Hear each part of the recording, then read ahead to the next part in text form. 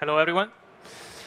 So today I'm going to be talking about monetizing the entire travel journey through technology partnerships. And I'm going to start with a number. We all operate in a pretty big market.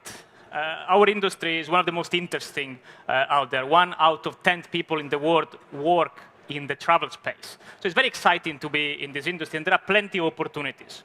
Sometimes it's difficult to decide which opportunities to go after. There are probably a combination of verticals within the travel industry that represent a good return on investment. But the important factor, and today I'm going to try to cover this, is to identify the right partners that can help you in growing these ancillary products. Let me start from the Expedia Group side. Expedia is repositioning itself in a very interesting way. It's an ecosystem where you have demand on one side, so a significant volume of B2C traffic coming into our properties, and on the other side, the supply, having contracted a significant volume of hotel accommodation properties, as well as airlines, car rental activities, and so on. So in this ecosystem, we are trying also to identify opportunities to help our suppliers, as well as driving traffic to our B2C presence. And in fact, I work in the B2B arm of Expedia. So Expedia Partner Solutions is leveraging the technology of Expedia Group and reselling the solutions into B2B business. And we are currently powering a few hundreds of the largest OTAs, airlines, travel management companies, travel startups, and in general, travel companies around the world. Some of our key partners are of very different industries. We work with e-commerce companies. We work with loyalty and membership organizations. Some of the largest financial institutions in the US are also powered by our technology to sell travel. So we've been able to experience a wide variety of businesses that are trying to enter travel or are trying to cross-sell one core product to an ancillary product. And in order to support this growth, in particular in unlocking opportunities for businesses, we're investing in a lot of technology evolution. We've been spending last year over $1.6 billion into R&D in the travel technology space. And within the company, my area within Expedia Partner Solutions is designed to help our key partners to drive a better performance while integrating our products. So in particular, we look at things like traffic acquisition, booking journey, UI, UX, upsell and cross-sell, and product merchandising, all aim to unlock the business growth for our partners. So it's almost like a consulting service that comes with a product integration. So I've been able, with this role, to enter significant amount of meetings where we actually talk to partners that in some cases can also be our competitors or can be looked at supply players within the travel space that are trying to enter a non-core product. And so it's been very interesting to learn about these businesses, and we're trying to help them in growing more. But let me try to share some of the points that I've been able to learn by working globally in this capacity. What has been happening in the B2C space is that there is an extremely difficult situation in acquiring customers. The increased cost of acquisition is a challenge for any B2C business online. And as soon as you get a customer inside the door, there is a key opportunity in trying to sell more than just your core product. And so this is why, in particular, my team has been looking at the opportunities to drive ancillary business, to help some of our partners that are already selling one product, which could be flights, could be accommodation, could be car rental, and looking at how they can actually cross-sell into multiple products. In order to do so, it's very important to think about the interaction with the consumers and to think about how do you communicate with these users once they come into your door and you're trying to actually not just sell the core product that you're currently offering. All of this in a context where data is coming at a speed, at an intensity that like never before. So it's really important to start always from data to take any decision. But basically, what really changed is the way also customers are expecting the interaction to happen. And in particular, every customer nowadays is thinking at a connected experience. And this connected experience can only be achieved when you're trying to make sure you know who your customers are, having as much information as possible. In the context of technology partnerships, often this point is overlooked. We look at things like commercial and business value, but we don't necessarily always think about the users first, especially when trying to sell an ancillary product. And this connection is fundamental. These numbers from research from Google of a few years back is giving a good example of the size of the opportunities to interact with customers. this person had 7,000 digital travel touchpoints while booking a trip, one single trip. So it's fundamental when thinking about like interacting with users, being present at different stages across different platforms, in particular when you try to sell multiple products for the entire travel booking journey. Not only that, something that is also overlooked in the context of technology partnerships is the marketing acquisition side. Often we think that by acquiring the customer, selling the core product will be enough to then understand the value of the customer. But in the context of successful third-party partnerships, it is fundamental to think about the lifetime value of the customer beyond the core product. And so I will share with you some example of what I am talking about, but thinking about the full journey, the different touch points, with some marketing mindset in terms of like multi-touch attribution is the way to actually measure effectively a technology partnership in the context of a B2C brand integration. So the objective is to build a single customer view. It's actually combining acquisition data, behavioral data, and transactional data. So using your first-party data, but also your second-party data, the data coming from your partner, as well in some cases, in the context of marketing technology, also third-party data, and being able to have a single customer view for your core business, as well as potentially the ancillary business that you are looking to partner up and develop. So how we can go about doing this? We've seen also this morning that new generations are driving different behavior in the way products are booked online. And there's some very interesting data coming out of our research across the different business units. And depending on the market, there's also a big trend going towards a different kind of experience that goes beyond flight and accommodation, and think about much more the full experience and the in-destination experience and the food and the tours. So obviously, it's very important to start thinking about all these opportunities. They are opening up. So when you're selling one product, you are really strong in one product, potentially flights, in the example of an airline, for example, there is an opportunity to start thinking in a very serious way about the ancillary business. When you do that, it's very important to start thinking when is the right time to engage with a customer. And a very interesting data that comes out from our research is the comparison between how to package multiple products together versus following up with post-purchase retargeting campaigns. And in the context of some of the Expedia brands, the cross-sell piece that it is in one single transaction is about 1/4 of the overall pie. And this is very important because it opens up to opportunities that up until now, especially in the context of the ancillary businesses, have been overlooked. Within this post-purchase, a big chunk of that opportunity sits in the same day.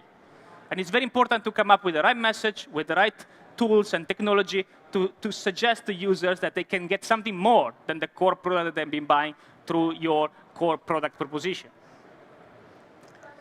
After the first day, there's also a window that opens up from the booking date to the travel date when you want to interact with the users in the most strategic way. You want to suggest the right things. You know, we talk about a lot about personalization. Personalization is nothing more than being useful to your users. And so with the data that needs to be relevant for the customers that you actually are in control of, you can actually combine with benchmark information that can come from third-party partners, and you can deliver an effective experience to drive the right attach. So with my team, we've been trying to benchmark this information. We worked with about 30 airlines globally, and we try to analyze the different touch points that customers go through when they are thinking about accommodation after buying a flight. So with this information, with this different list of touch points, we came up with benchmark data. Click-through rate and conversion rate information that can inform strategies, can advise you on how and when interact with users to try to upsell to something else. So this is extremely relevant for the example that I'm bringing, so accommodation together with flights. But it is an opportunity across multiple products. So this is not just flight plus hotel, but many more products can be combined together in the full travel booking journey. Why this is important? When customers are buying together items, they are of a very high value. They cancel 75% times less than a customer buying one single product. They are 3 times more likely to travel internationally. They book 2 times earlier, and they stay 2 times longer. They usually have an average of 1.4 party size, a 20% higher average daily rate on accommodation. And they travel 40% times more. So there is a huge opportunity to monetize traffic, and investing and reinvesting the money can come from partnerships into your core acquisition for your core product. So some of the examples that I've been bringing can give you an idea of the data foundation and the framework that we use to try to help partners in driving ancillary growth. The product is the starting point. And these are the three pillars: product, context, and incentive. Three pillars that are fundamental to be identified when identifying the right partners that can help you to grow in a technology travel business context. The product is the starting point. And in our company, the key three products that we offer in the context of the Expedia Partner Solutions are: the first one is an API. So in the context of an API, our partners can build their own interface. They have full control. It's a fully RESTful API built on microservices. And this API allows to integrate accommodation in an existing environment where maybe another product is currently getting sold. And then we have two template solutions. The first one is based on the hotels.com website, and it is currently used by several airlines around the world, like Delta, United, Norwegian, and a few more. This product is built on the concept that accommodation only is what the customer is looking for. But we also have another product which is based on the full Expedia technology, offering all the multi-line of business. And this product is used by several other airlines, as well as some of the largest financial institutions in the US that are currently looking at travel as a huge opportunity to leverage their strong loyalty proposition. And the importance of template relates to something quite basic, but important, that I've been able to experience in several conversations I had over the last few years with companies that were looking into engaging third-party platforms to provide them a technology service. UX without users is nothing. So when you look for a company that can allow you to unlock business opportunities and can give you solutions that can help you to re-engage your customers across multiple products, it's very important to look at their current performance also from a B2C space. Because if you don't have enough number to prove the concept, it's going to be much more difficult than to, down the line, without the right level of investment in a non-core product, actually achieving an effective ROI on the required amount of resources that you need to invest to grow something that is not the core business. The second point is context. And from a product perspective, the investment that we've been putting into is to leveraging the amount of data we have to drive behavior into our partner ecosystem. And so I mentioned before the importance of the timing. So when actually try to re-engage a customer that bought one product. But then the other fundamental part is actually which product at which time make more sense to promote. So for example, activities are always going to be more interesting for a user down closer to their actually travel date or even in destination. And therefore, the investment within an app that can actually provide an effective mobile experience when the user is actually in destination. So very important to think about which product at which time. In the context of accommodation, which are the right hotels?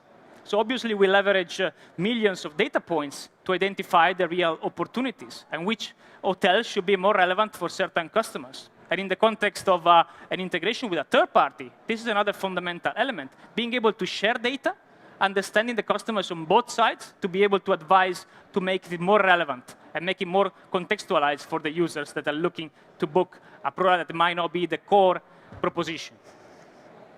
So we have solutions like Recommendations API, where we actually pass through our API informations of hotels similar to our hotels, but also advising on which experience can be built on. You can actually develop merchandising emails. You can create an abandonment cart email using this API, thinking about properties that have been seen, but they haven't been booked. So all these solutions are designed in a B2B2C context to provide solutions to make it easy for our partners to drive conversion. We have a cross-sell recommendation API, which takes information from our partners in terms of flight data, departure, arrivals, timings, party size, and then recommends which are the most likely hotels to be attached to a flight, using the historical performance of our B2C brands with 25 years of data to back it up. We've been using this to drive incremental revenue for partners, and last year it was very successful in driving this revenue boost.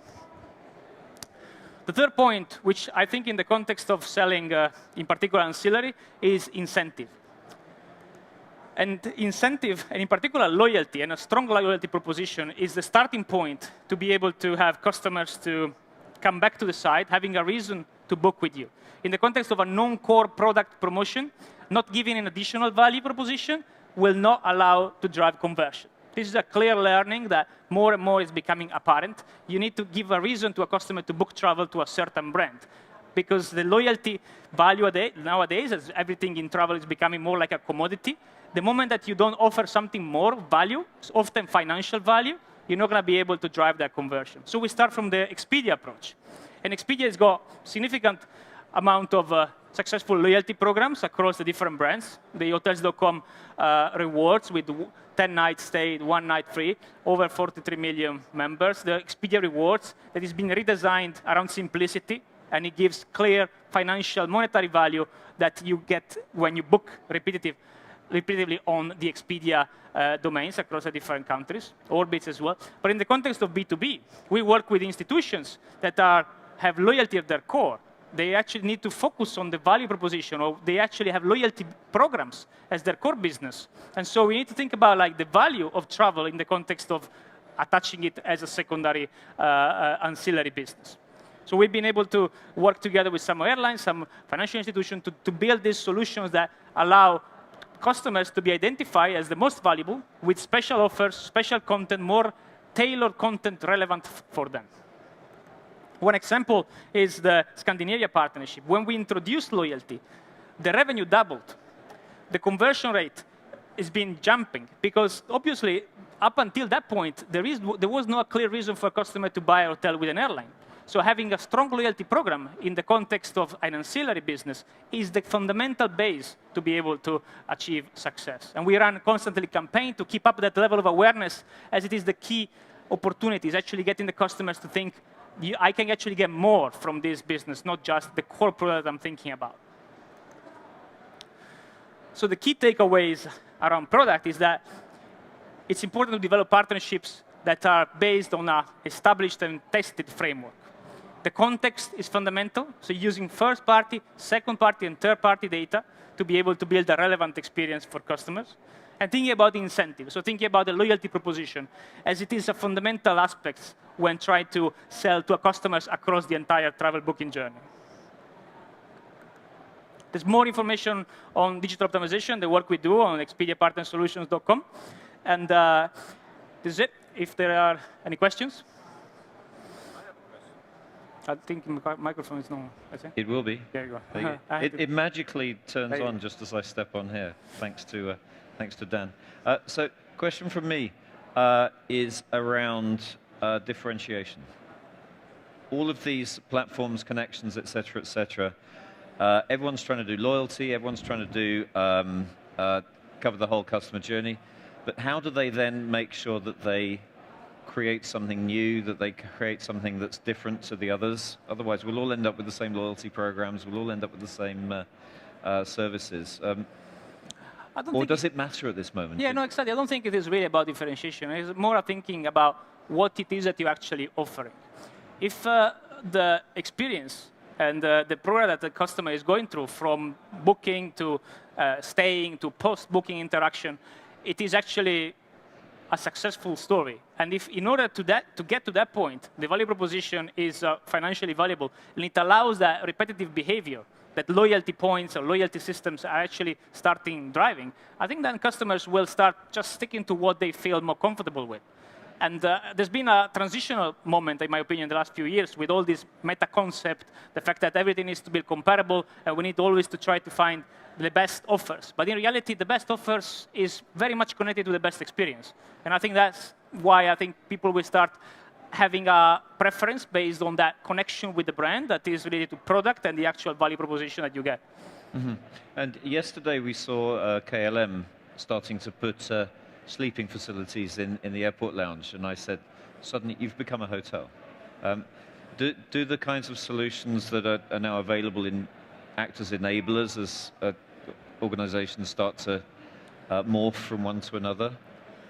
100%. I mean, the most interesting experiences I had in the last few years is working with airlines. airlines are going through this digital transformation, and you have the most forward-thinking airlines in some Southeast Asia, in some parts of Europe, and then you have the laggards, the more traditional airlines that are struggling a little bit with the digital transformation due to their legacy system, due to some of dependencies in the industries. But they have an advantage compared to many other companies, which is the ownership of the data of the customers. They know their passport. They have legal information about the customers. And so they can actually leverage that information when they start thinking about building a different experience. And so when partnering up with airlines, we're thinking about what is it that we can actually offer to them, what kind of partnership, what kind of data and information we want to build together. And loyalty is one of the key pieces around this. So try to offer a solution, a technical solution that can actually allow them to sell more than just their core product. And airline is just one example, but most companies where there are users, there are opportunities to sell travel.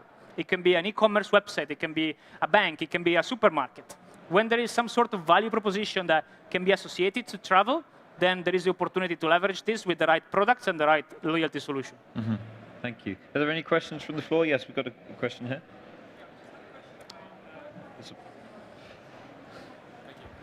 Sorry, yeah, I just had a question about the products that you mentioned in terms of the cross-sell opportunities. You've talked a lot about hotels, car hire, all the usual ones. How do you guys see restaurants and dining and how that fits in? I think it's a great point. I mean, obviously, when we talk about experiences, in general, food, and personally, when I travel, I often look at the food experience first compared to many other factors. So I think that is something that will come into play. I think as part of the activities, things to do areas, Expedia is investing significantly in that area as well, and definitely restaurant will be part of that. But obviously, again, it is something that will depend on the moment that you manage to connect with the users full time. So now there is a lot of attention to the acquisition and the booking path. I think there is an opportunity to improve across most brands the in-destination experience with a more effective way to connect your pre-booking experience with the actual in-destination experience. I think we are still, from a technology perspective, at most companies, they do not offer a very seamless experience there, but I think we're going to get there at some point. Thank you.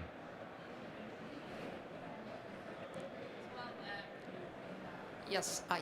As well for the cross-selling products, how do you accept new products that are not, as the colleagues said, hotels or car rentals? What are your thresholds to accept those products? As I said, I mean, you really need to do some sort of education to the customers in first place. If people do not expect to be upsold to a certain type of product, you first need to drive the awareness and the value proposition that this product can bring you. And so I think there is, going back to the key point, it's the seamless experience of booking things together as well as the value proposition. If there is a clear value proposition, more and more customers will start to combine everything, and we will get to that point where some of the most successful companies will be able to drive an end-to-end travel booking journey. Thank you. Any more questions? I think we're done. I think we're up on time as well. So, Gian, thank you so much for joining My pleasure. joining us here. And thank you very much.